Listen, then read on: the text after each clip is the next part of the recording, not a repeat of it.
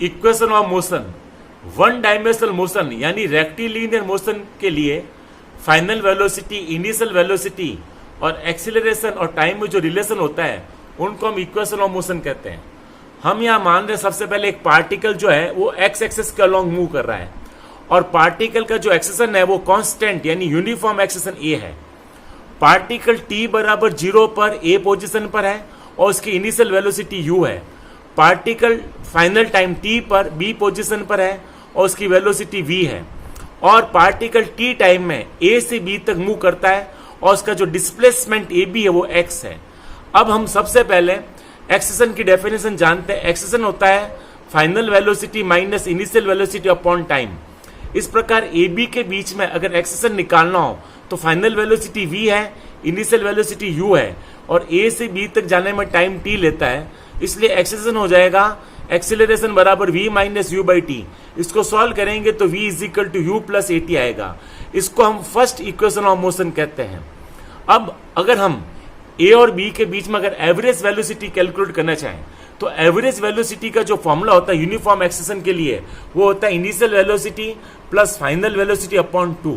तो इस प्रकार जो एवरेज वेलोसिटी होगी ए और बी के बीच में वो होगी u प्लस वी बाई 2। अब एवरेज वेलोसिटी होती है total displacement upon total time. तो ए से बी तक का जो डिस्प्लेसमेंट x है और ए से बी तक जाने में टाइम t लेता है। इस प्रकार जो एवरेज वेलोसिटी होगी u plus v by 2, average velocity u plus v by 2 होगी जो कि होगी total distance x upon time. अब अगर इसको सॉल्व करेंगे तो x क्रॉस मल्टीप्लाई करेंगे, x इज इक्वल टू आ जाएगा u plus v by 2 into t. अब हम जानते हैं जो v है वो फाइनल वेलोसिटी होती है फर्स्ट इक्वेशन से u प्लस ए टी। तो ये जो इक्वेशन आई है इस v में या v की वैल्यू हम पुट करेंगे u प्लस ए टी। अब इसको सॉल्व करेंगे तो x is equal to 2u plus a t by 2 into 2 आएगा। इसको फर्दर सॉल्व करेंगे तो x बराबर ut plus half A T square आएगी जो कि सेकेंड इक्वेशन ऑफ मोशन है। अब हम third equation of motion apply करते हैं तो एक बार फिर हम जानते हैं जो टोटल डिस्टेंस होता है वो एवरेज वेलोसिटी इंटू टाइम होता है। यहाँ पर हमने जो टाइम है वो इस प्रकार निकाला है, a इज इक्वल टू होता है v minus u by T. तो t हो जाएगा v माइनस यू बाई ए। इस t का मान हम यहाँ पुट करेंगे इस इक्वेशन में। तो इस प्रकार ऐसे इससे t निकाल के यहाँ पुट करेंगे तो हमारे पास में जो x आएगा वो v प्लस यू बाई 2 और t के प्लेस पर रखेंगे v minus u by a. अभी a plus b, a minus b का फॉर्मूला होता है v square minus u square upon 2a। इसको सॉल्व करेंगे तो v square is equal to आ जाएगा u स्क्वायर प्लस 2x जो कि थर्ड इक्वेशन ऑफ मोशन है।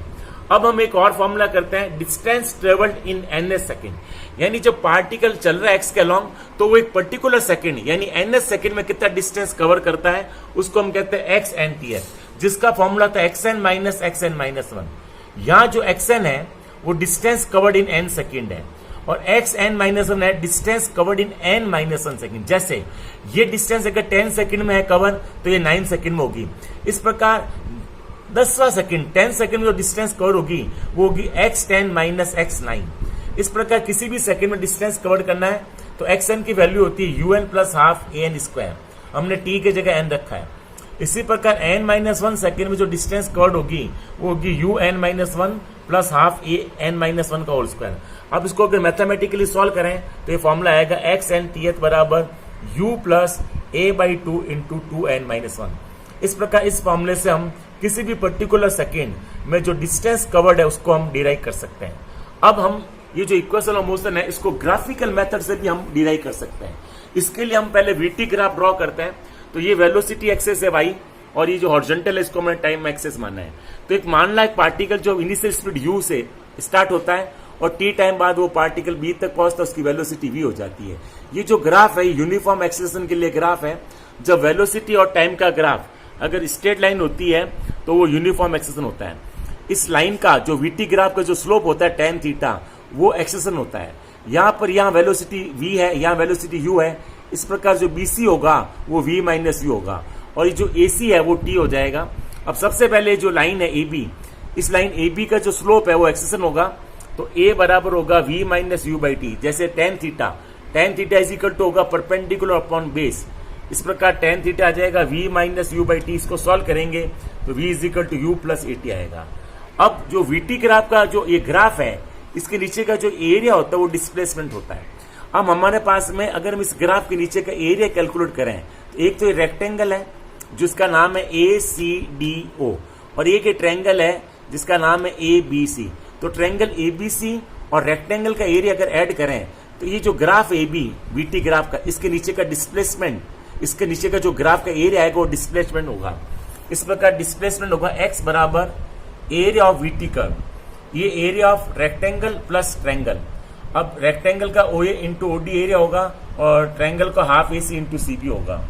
OA जो है, OA की जो वैल्यू है वो हमारे पास में U है, यहां से यहां तक इनिशियल वेलोसिटी, तो OA U होगा और जो AC होगा वो T होगा, इसलिए रेक्टेंगल का एरिया होगा U इंटू T।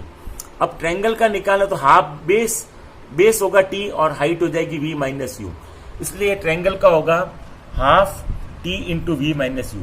अब हम इस इक्वेशन से A बराबर V minus U by T होता है तो V माइनस U के प्लेस पर 80 पुट कर सकते हैं। तो अगर हम V माइनस U के जगह 80 पुट करें तो x बराबर UT plus half AT square. इस प्रकार हम ग्राफिकल मेथड से भी सेकंड इक्वेशन ऑफ मोशन को डिराइव कर सकते हैं।